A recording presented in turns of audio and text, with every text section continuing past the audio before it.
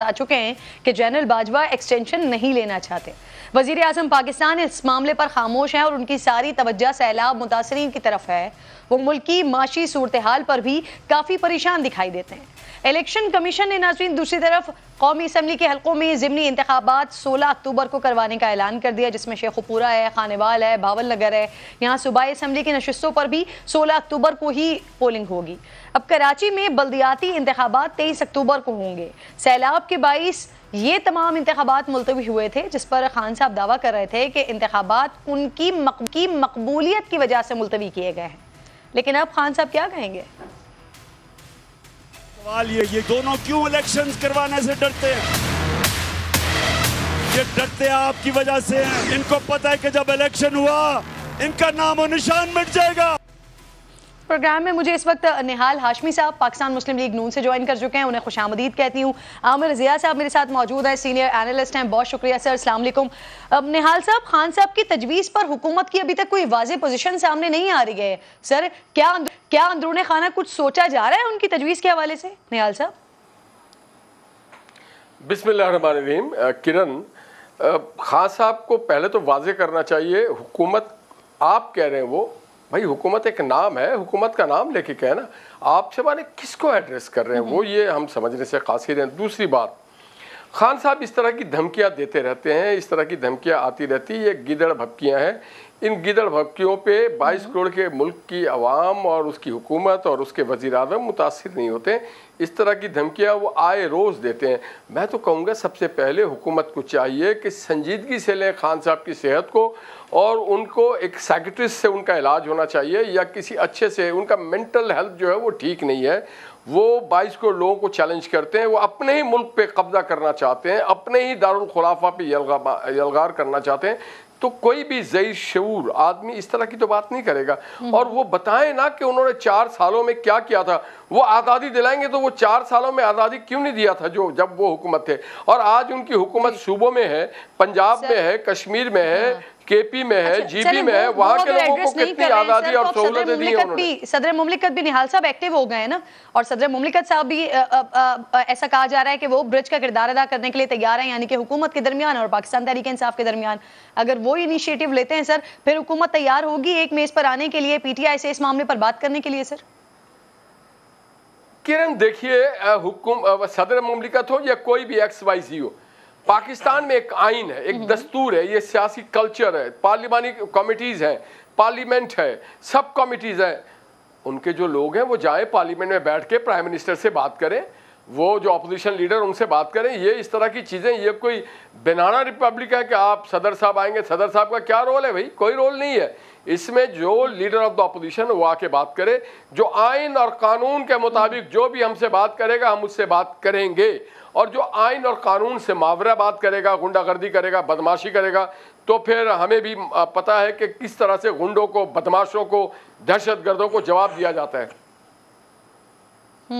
तो सर, वो जो खान साहब कह रहे हैं कि सितंबर में कॉल दी जा सकती है और जो कॉल वो देंगे तो हुकूमत बर्दाश्त नहीं कर पाएगी, तो उसके लिए भी फिर तैयारी पक्की है क्या हुकूमत की? देखिए, वो एक नहीं 10 कॉल दे दें, वो कहीं की भी कॉल दे दें, कैसे भी कर दें। वो कॉल तो दे रहे थे ना कश्मीर के ऊपर, कश्मीर में ऐसा कॉल दिया कि वो ढेर हो गए। वो कॉल 25 मई को भी उन्होंने दिया था, जब वो इस्लामाबाद नहीं पहुंच सके थे। कॉल देते रहे। देखिए, वो सरकारी वसाइल को इस्तेमाल कर रहे हैं। मैं ये वफाकी हुकूमत से और जो भी इदारे हैं और पाकिस्तान के अदलिया से कहूँगा कि 100 मोटो लें कि एक शख्स जो कि मेंटली स्टेबल नहीं है, उसका इलाज होना चाहिए। वो पंजाब के अवाम के वसाइल को इस्तेमाल करता है मुल्क को डिस्टेबलाइज करने के लिए। वो केपी के लोगों को लेके आता है इस्लामाबाद मोबाइज करने के लिए।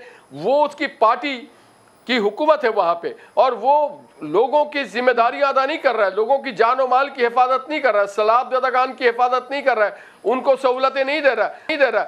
वो अपने ही मुल्क के दारुल खुलाफा पे चढ़ाई करने के लिए केपी के हुकूमत के वसाइल को इस्तेमाल करना चाहता है। तो मैं तो समझता हूँ कि इसको बड़ी सख्ती से इसकी नोटिस लेना चाहिए, और इस तरह किसी गिदड़ भक्ति में आपकी तरफ मैं दोबारा ये सवाल लेकर आऊंगी आपकी तरफ कि आप लोग हमेशा अदालत पे मामला डाल देते हैं कि सो मोटो एक्शन ले। सर, हुकूमत आपके हाथ में, अगर कोई ऐसी चीज है तो आप लोग खुद क्यों नहीं एक्शन लेते? आमिर ज़िया साहब, सर फवाद चौधरी साहब कह रहे हैं उनके मुताबिक ये मैसेज जो है ना, खान साहब ने जो अपने इंटरव्यू में बात की है, ये मैसेज उन्होंने पिंडी को दिया है बेसिकली کہ آرمی چیف یہ حکومت اگر لگاتی ہے تو کیونکہ 3 سال کا معاملہ ہے تو یہ متنازع معاملہ رہے گا، تو اس کے بجائے قوم کے وسیع تر مفاد میں خان صاحب کی کیا تجویز کو کنسیڈر کیا جا سکتا ہے سر؟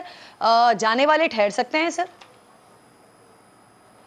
کرن صاحب، ایک تو ہمیں ادراک ہونا چاہیے کہ اس وقت ملک کس صورتحال سے گزر رہا ہے، اور ہمیں پتہ ہے کہ جی پاکستان کی سیاست بہت زیادہ پولرائز ہے، بہت زیادہ ٹاکسک ہے، اور یہ جو مخلوط حکومت ہے یہ ہمیں نہیں لگ رہا کہ اس کے پاس کوئی روڈ میپ ہے پاکستان کو اس پورے بحرانوں سے نکالنے کا۔ تو ان حالات میں عمران خان نے ایک تجویز دی ہے کہ جس میں جو الجھی ہوئی ڈور ہے اس کو سلجھایا جا سکتا ہے۔ اگر آپ یہ نہ بھی کہتے کہ فواد چودھری نے کہا ہے کہ جی پیغام پنڈی کے لیے، تو میں بھی یہی بات کہتا کہ پیغام جو ہے وہ شہباز شریف حکومت کے لیے نہیں ہے، بلکہ یہ پیغام پنڈی کے لیے ہے، کیونکہ جو اس وقت ملکی صورتحال ہے اس میں اداروں کو اپنا کردار ادا کرنا پڑے گا۔ اس میں عدلیہ بھی آئے گی، اس میں پاکستان فوج بھی آئے گی اور دیگر ادارے بھی آئیں گے، کیونکہ یہ ایک بات تو طے ہو گئی نا کہ یہ مسئلے جو ہیں پارلیمنٹ میں طے نہیں ہو سکتے، اس لیے نہیں ہو سکتے کہ قومی یعنی عامر صاحب جو ادارہ خود کو اے پولیٹیکل کہتا ہے، جو کہتا ہے کہ ہمیں سیاست سے دور رکھا جائے، خان صاحب اسے میسج دے رہے ہیں کہ جی آئیں آپ انٹرویو کریں۔ اب مجھے یہ بتائیے کہ سر اس میسج کے بعد کیا یہ جو سٹیبلٹی ہے، یہ جو سیاسی آپ کا رسہ کشی ہے، یہ کیوس ہے، یہ ختم ہو جائے گا سر؟ اگر عمل ہوتا ہے، اگر اس ملک میں ایک واقعی ایک غیر جانبدار مخلوط حکومت آ جاتی ہے، الیکشن کا روڈ میپ آ جاتا ہے، تو آپ دیکھیے گا کہ سچویشن ڈیفیوز ہوگی۔ نئے انتخابات جب بھی ہوں گے وہ اس پورے بحرانوں سے نکلنے کے ایک راستہ فراہم کریں گے۔ آپ تصور کریں کہ اگر یہ حکومت اگست 2023 تک رہتی ہے، ستمبر تک رہتی ہے، تو کیا اس وقت جو پاکستان کی حالت ہے، جو معاشی حالات ہیں، جو گرداب میں پھنسا ہوا ہے، جو سیاسی بحرانوں کا شکار ہے، کیا ہم اس کے متحمل ہو سکتے ہیں؟ ہم بالکل نہیں ہو سکتے۔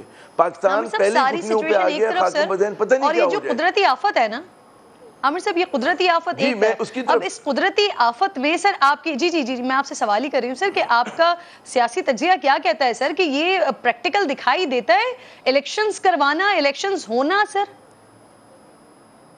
دیکھیں، عمران خان نے جو بات کی، میرے خیال میں آپ کے پروگرام میں بھی پہلے میں کہہ چکا ہوں یہ بات کہ فوری الیکشن مجھے نظر نہیں آتے، کیونکہ ظاہر اب سیلاب کے بعد اور جو ہے حالات گھمبیر ہو گئے، لیکن یہ بھی ممکن نہیں ہے کہ شہباز حکومت ہی چلاتی رہے، کیونکہ ان کے پاس یہ چلا نہیں پا رہے، 70 رکنی اب ان کی کابینہ ہو گئی ہے، نہیں چلا پا رہے، ان کی باڈی لینگویج جو ہے شکست خوردہ ہے، اور یہ مطلب ہے کوئی لوگوں کو ایک امید دینے سے قاصر ہے۔ تو ہونا یہ چاہیے کہ ایک آپ کیئر ٹیکر گورنمنٹ لائیں، ہمارا آئین کہتا ہے 3 ماہ کے لیے، لیکن ظاہر اگر عدلیہ اپنا رول ادا کرے تو اس مینڈیٹ کو ذرا سا بڑھایا جا سکتا ہے، اور یہی ایک میرے خیال میں واحد راستہ ہے کہ جس سے سچویشن ڈیفیوز ہو جائے گی، حقیقی معنوں میں ایک کیئر ٹیکر گورنمنٹ آئے بیکڈ بائی آور انسٹیٹیوشنز، اور اس میں ظاہر ہے کہ عمران خان بھی جو ہے وہ ایک احتجاجی سیاست ختم کر دیں گے، یہ جو نون لیگ ہے وہ بھی فوکس کرے گی الیکشنز کے اوپر، پیپلز پارٹی بھی کرے گی، مولانا بھی کریں گے، تکلیف ہوگی ان لوگوں کو، لیکن انہوں نے جو 4 مہینے میں ظلم ہو چکا کہ 50 سال میں جو افراط زر تھا وہ ماشاءاللہ اب ہو گئے، 49 ایئرز کا ریکارڈ ہے یہ،